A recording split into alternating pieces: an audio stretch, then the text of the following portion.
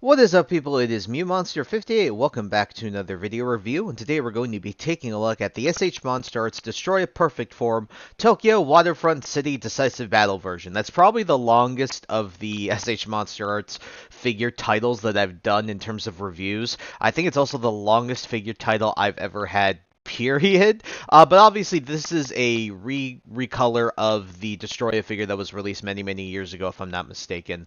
And so when it comes to this figure, if you're wondering, the reason I ended up picking this figure up after reviewing the Super 7 one about a year or so ago was because, don't get me wrong, I do think you will get more value out of the Super 7 one given how big the Super 7 one is. But at the same time, for my display, I need room, and that guy just takes up way too much room because he's obviously a bigger scale size here. But with this guy here for the SH Monsterarts one, he's in scale with the Burning Godzilla that I have, meaning he takes up less space. And so at some point, I'm going to be looking to sell the Super 7 one because now I have this guy. But take a look at the box here. You can see the very nice, SH Monsterarts, the Destoroyah Perfect Form text right there. Tamashii Nations Bandai right down there as well. You can also see the Godzilla 2025, Godzilla, you can see the Toho there. You can obviously see the nice product shot here of Destoroyah. Then you can obviously see Godzilla versus Destoroyah, obviously in the 1995 film, Godzilla versus Destoroyah. Got some more nice text up here, the Destoroyah Perfect Form, the Tokyo Waterfront City Decisive Battle version. Then you got some more nice text here on the sides, one there, and then on the other side, basically same thing with a little bit of a black and white product shot. Then on the back, you have your obligatory product shots that they took. A bunch of little cool stuff here. Personally, really happy with what we got here, and we'll talk about it more as we get into the figure. But for the most part, yeah, you can see all the nice product shots. They took some really good pictures this time around. I really like this one in particular. So when it comes to the packaging, I think they did a really good job, folks. And so without further ado, alrighty, folks, here we have the SH Monsterarts Destoroyah Perfect Form Tokyo Waterfront City Decisive Battle version out of the box, and I gotta say, guys, he does look really good. I really do like how this guy looks. I think they did a really good job representing, obviously, the moments from the movie when he looks like this, but also, I was looking at pictures of the suit. I was looking at pictures of the suit even while it was being made. I was also just looking at pictures from the actual movie, and at the end of the day, man, they did a really good job. Now, I think he's probably a teeny bit darker than he probably is throughout the majority of the movie, but I think in that scene, in the scenes in the Tokyo battle, that he was, relatively dark because the whole scene, it was at night and everything like that. But for the most part, I do think they did a really good job, and I really do like the looks of this figure. That's one thing I can tell you from the Super 7 one that I do like about this character. What they did with the SH Monsterarts one is that he just looks more accurate in terms of the paint and the color and everything. Again, not that the Super 7 one looks bad by any stretch of the imagination, but definitely it looks less accurate in terms of the colors.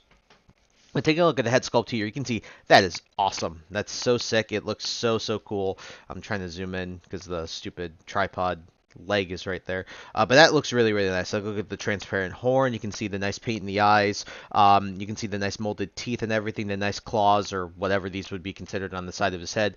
Then his obviously very demon-shaped head. Looks really cool. One of the only characters in this series that was actually ever genuinely evil. He was laughing as he was killing Godzilla's son, Godzilla Jr. You can see the nice yellow here on the chest for this big chest ornament that he's got. Nice molded in detail and nice texturing both on his arms and all of his body. And then you can see the nice spikes as well. The wings also look pretty good.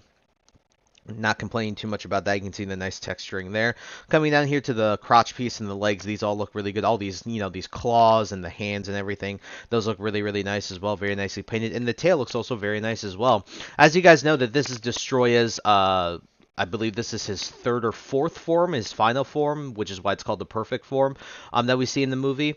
And obviously he was created via the oxygen destroyer that mutated a bunch of crabs. And so this is what Japan ended up coming up with when mutating crabs to create a giant monster was definitely this guy. But for the most part, when it comes to the detail, he looks really good. I'll throw up some pictures right now so you guys can take a look at the suit. You can take a look at the actual shots from the movie. There's a lot of good pictures out there for this, this character, the suit, and everything like that. So definitely take a look at yourselves and make your determination. But for me, looking at these pictures, looking at everything, and then looking at the figure, they actually did a really good job. So overall, I think, especially for the proportions, for the colors, for all the detail, they did a really solid job across the board with this guy, and I have no major complaints with how he looks. So what we're going to do is we're going to do some size comparisons.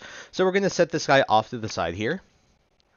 Alrighty, folks, here you have him with the Transformers Legacy United Infernac Universe Deluxe Class Magnus. As you can see, these two look really nice together, but obviously that they're completely a different series. But you can see that the Destoroyah obviously has a bit of a size, increase because he is not an average deluxe size Transformer. But if you do have an average deluxe size Transformer like Magnus, you can get an idea of how big this guy is. So, really, really solid size. Alrighty guys, and here's probably the comparison that most people wanted. Here he is with the SH Monsterarts 1995 Burning Godzilla. As you can see, these two look great together. This is the exact size class that they should be, and I'm going to put a picture on screen of how these two compared in the movie. This is about it. Godzilla always came up to about like the bottom of Destoroyah's neck. You can see him in the movie like slamming into Destoroyah's chest with his head because of how much bigger Destoroyah is, but this is, very canonically accurate. When it comes to Destoroyah, next to King Ghidorah, I always view Destoroyah as like one of the biggest enemies that Godzilla ever had in any of the series, period. Next to now, like Shimo and stuff like that, but you guys get the idea. And any continuity that Destoroyah has been in, Destoroyah has always been massively bigger than Godzilla by a good bit. You can tell also with King Ghidorah. So I've always viewed those two as like the big Godzilla villains in terms of their size. And so this works out here. Again, looking at that picture and looking at the size between these two, I have no complaints with how this guy is sized because both of them look really, really nice together, and this is the size that they actually should be. Meanwhile, obviously, the Super 7 one is much bigger than either of these figures is. Alrighty guys, in time for the accessories. So first off, he comes with this little stand because it comes with the oxygen blast effect part, which does look really, really cool. You can see that looks nice. The nice gradient from this lighter pink all the way to this darker pink looks really nice. And then what you do is, I have to kind of twist it around because it's kind of hard to see because all these transparent plastic. Now right there, you can see that little hole right there. And then you can see that there is a hole right here, and then you can just plug this in on the top of the stand, like so. A little tight fit.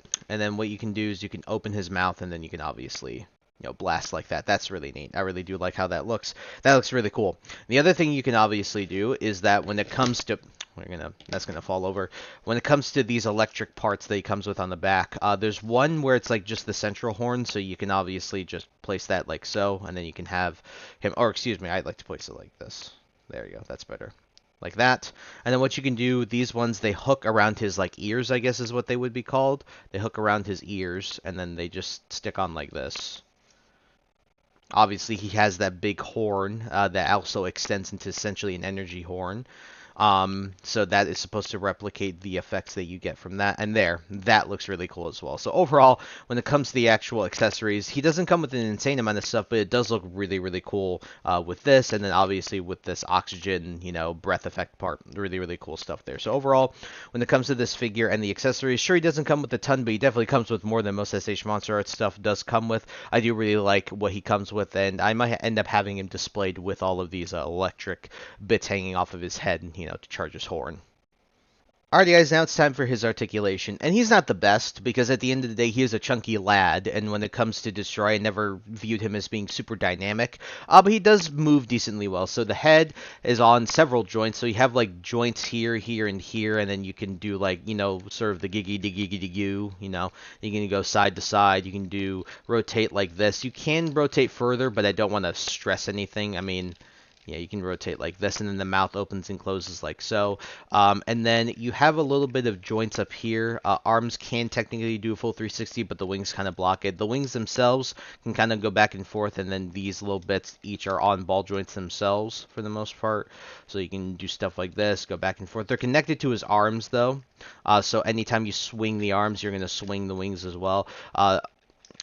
You can bend here, rotation here as well, and then these little claws are also bendable. Not an insane amount, but they are also slightly bendable. Legs can kick forward about that far. They can kick back about that far. No real knee bend because his legs are so chunky. Then you have a little bit of ankle rocker. Then his tail is also on a little bit of articulation here. You can see they're all ball joints and stuff like that. So you can get some pretty nice poses out of his tail too. When it comes to his articulation, it's not necessarily the best because he is so chunky, but at the end of the day, I'm not going to have this guy displayed in any dynamic poses. Destoroyah has always been, in my opinion, a very static character. I mean, even look at him in the movie, hell. He didn't really even move around all that much. They kind of just had him, like, swing his arms a little bit with his tail a little bit. They kind of had him just in a very static pose. Like, he wasn't in any dynamic pose, really, in the movie. That was insanely,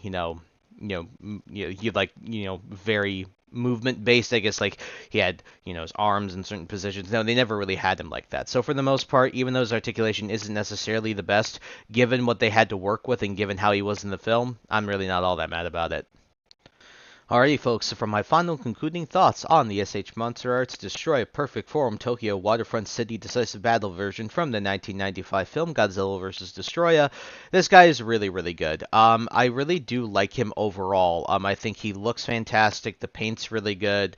He's well articulated despite his sort of chunkiness. He does fall a little bit in terms of that. But at the end of the day, again, given his character, given how he was in the movie, I'm not mad at all that he is kind of not super, mobile. But again, given everything, I think it's fine. And he comes with a nice slew of accessories. The electric parts look cool on his head. It's nice to have the option with that oxygen blast effect part from his mouth, because obviously he was created via the oxygen destroyer. The only major things I would say that are kind of leh about him, I wish he came with maybe more accessories or something like that. I also wish he did come with, I also wish that he was a little bit more movable, but at the end of the day, given his, stature and how his proportions are as a character and how he was in the movie, I'm not really all that mad about it. And the last thing I will say about this guy is the price. Don't get me wrong, I'm very happy to have this guy, very fortunate enough to be able to have the funds to buy this guy, but this guy at the end of the day was around 250 bucks, and considering what he comes with, that's part of the reason why I do think that he could have come with more given the price that they were charging for this guy. Now, granted, when you look at the secondary market, the previous releases of this figure were very, very expensive nowadays, like ridiculously expensive, because it's been a very long time since we've gotten a Destoroyah figure from SH Monsterarts. And so at the end of the day, that does really suck that he is this much money, and that's why even though I really do like him, I can't outright recommend him. I would give him an 8 out of 10, but again, I can't outright recommend him. And the main reason is due to the fact of that price. I would wait for a sale or something like that if you can, because unfortunately when it comes to these, decisive battle version releases, when it comes to these releases, they are very they get really expensive on the secondary market if you don't buy them right away. So it's one of those very unfortunate things that, you're caught between a rock and a hard place. But at the end of the day, if you do want him, I would try to wait for a sale, but at the same time, it's that push and pull of, do you want to wait and then wait for it to go on the secondary market if it gets sold out in a bunch of places, and then you have to pay scalper prices regardless. So you guys get what I'm saying. It's just a tough, pill to swallow. But again, I wouldn't outright recommend it, even though I do really like the figure overall. And so I did pick mine up on Big Bad Toy Store. I'll leave a link in the description to that. Also leave links down below to Amazon as well as any other website I can find for this guy, so you guys can pick this guy up in other retailers instead of Big Bad Toy Store.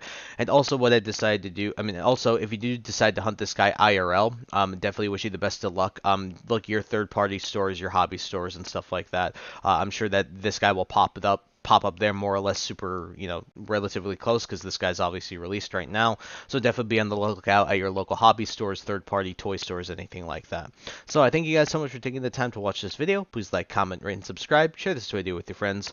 Also follow me on the socials. Those will be linked in the description below. And with that, guys, and once again, thank you so much for taking the time to watch this video review, and I'll catch you all in the next one. Hope you guys have a wonderful day. Peace.